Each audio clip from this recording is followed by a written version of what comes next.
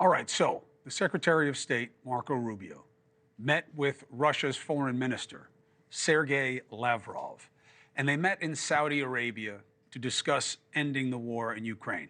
Now, there's some noise about them meeting in Saudi Arabia and Saudi Arabia having its own problems. It's irrelevant for the analysis of this particular conflict, okay? Put how you feel about Saudi Arabia aside. They're irrelevant. They're just a forum. They're just neutral ground. The one group not at the table, though, is kind of the elephant in the room. No Ukraine. Zelenskyy claims he didn't even know about the meeting, much less get an invitation. And now we get a reason for why that may be the case after what our president said about this at a press conference today. Today I heard, oh, well, we weren't invited. Well, you've been there for 3 years. You should have ended it 3 years. You should have never started it. You could have made a deal. I could have made a deal for Ukraine that would have given them almost all of the land, everything, almost all of the land, and no people would have been killed, and no city would have been demolished, and not one dome would have been knocked down.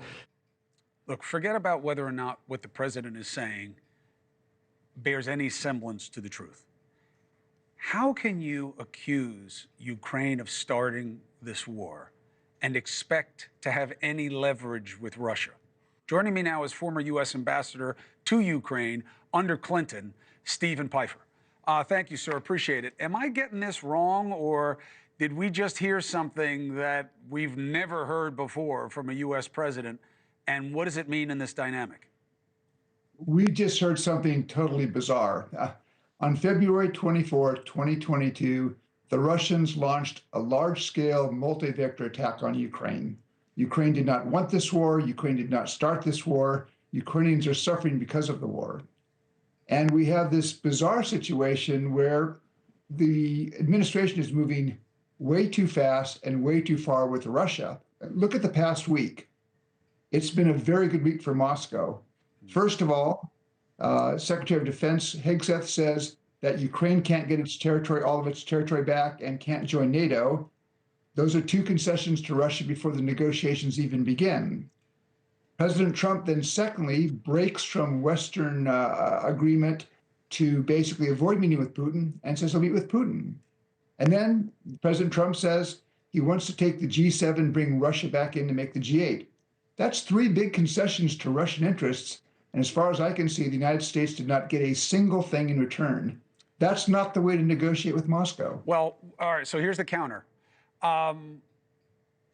Yes, Trump said it on purpose because he wants to butter up Russia to get them to make a better deal. So he trashes Ukraine, says they started the war, says nice things to Putin because he likes to be complimented. And this is actually giving United States more leverage in the negotiation, crazy like a fox.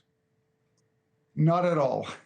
When you make these kinds of concessions to the Russians and to Vladimir Putin, he doesn't become more accommodating. He digs in his heels. It will become more difficult now for the United States to extract concessions on the Russian-Ukraine war from Putin. What Trump should have done before calling Putin is he should have built leverage, and he could have done it by tightening sanctions on Russia. He could have gone to the G7 and said, let's seize the $300 billion in Russian frozen bank assets and turn them into a fund for Ukraine.